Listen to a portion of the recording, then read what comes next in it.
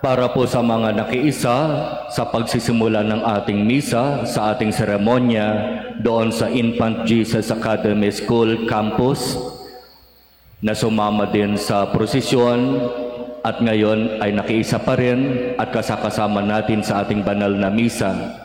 Nasaksihan ninyo ang kung papaano ang nangyari doon sa pagpasok ng ating Panginoon sa lungsod ng Jerusalem.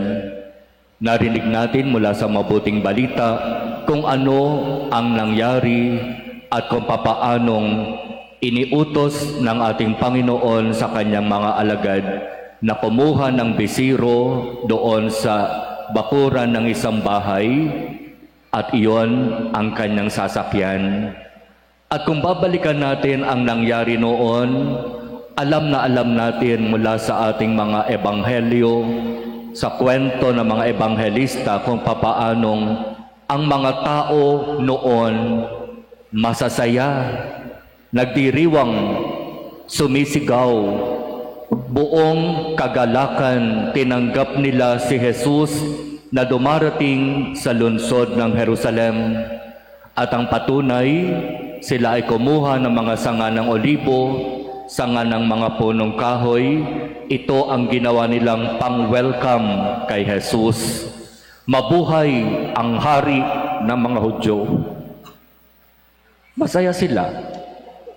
Nagdiriwang sila.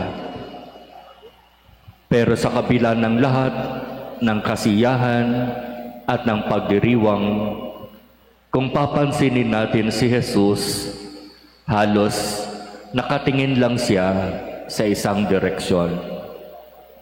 Sa kabila ng pagpupugay at ng mga kasiyahan mula sa mga tao, si Jesus sakay-sakay ng bisiro, halos iisang direksyon lamang ang tinitignan. At ano yon? Ang krus.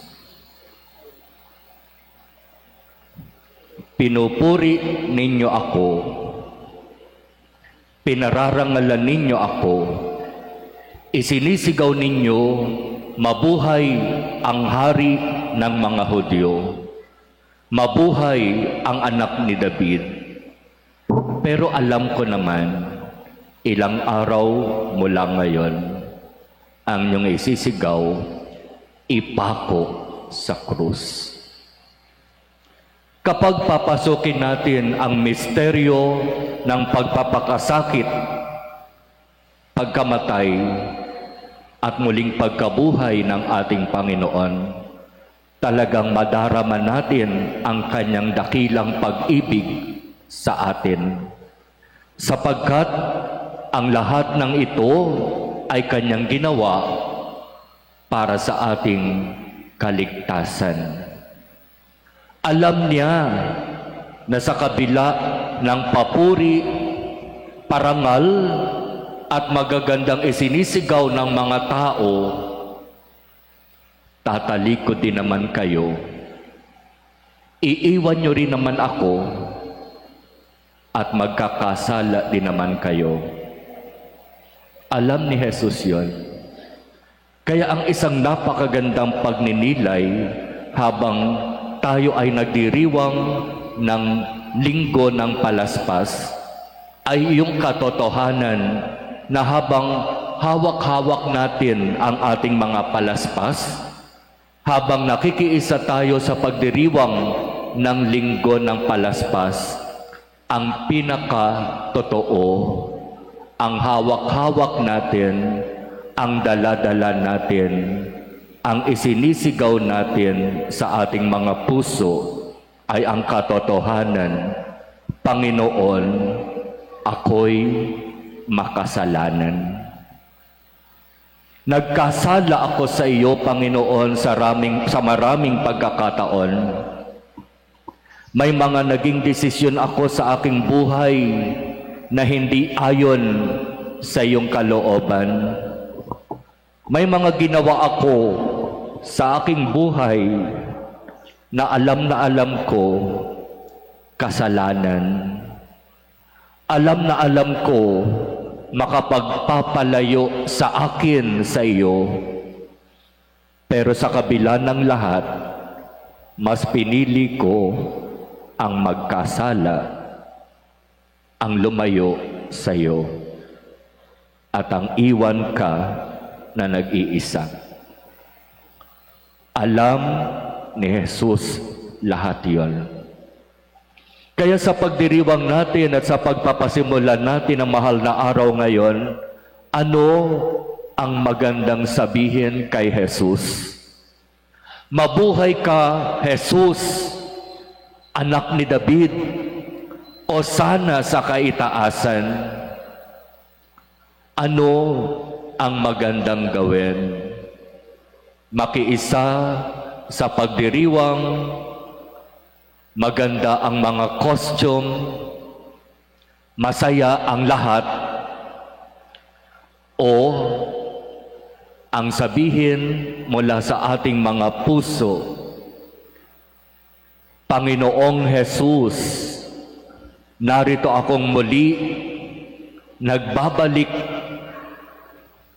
nagpapakababa, humihingi ng tawad.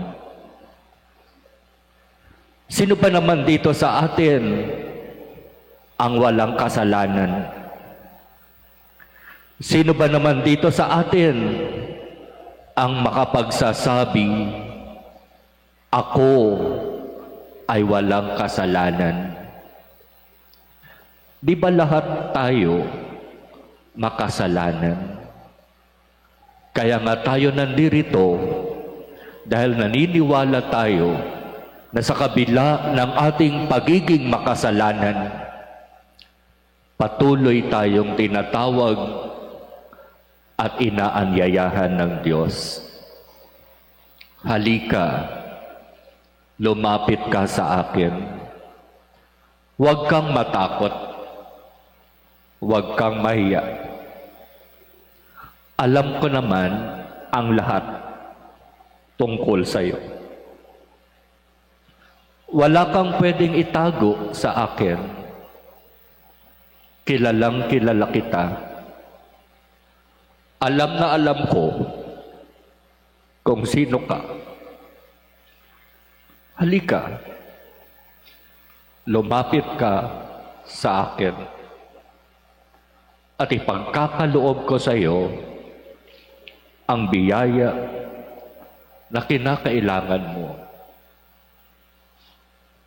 Nawa ang mahal na araw na ito ay maging mabiyaya at mabunga para sa iyo,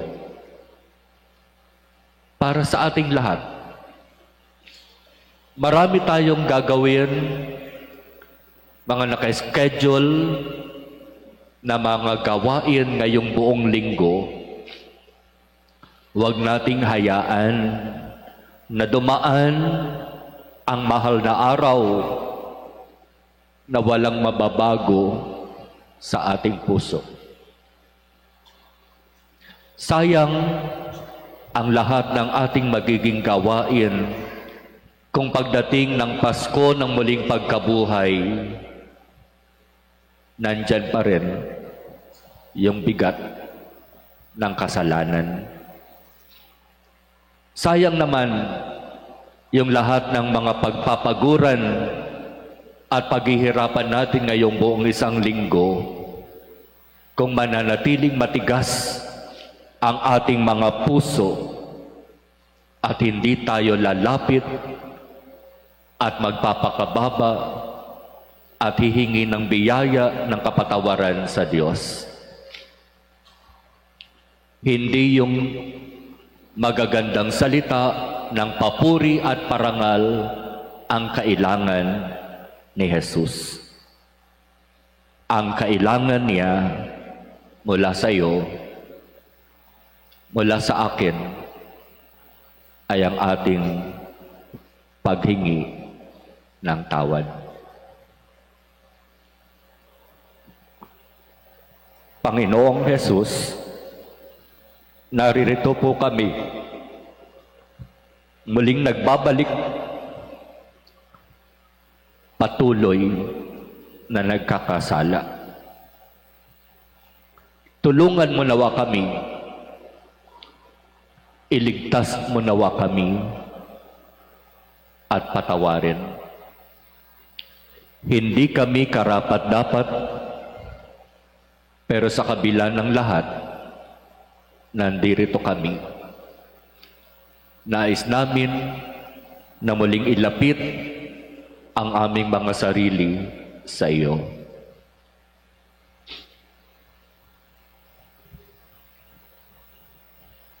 Amen.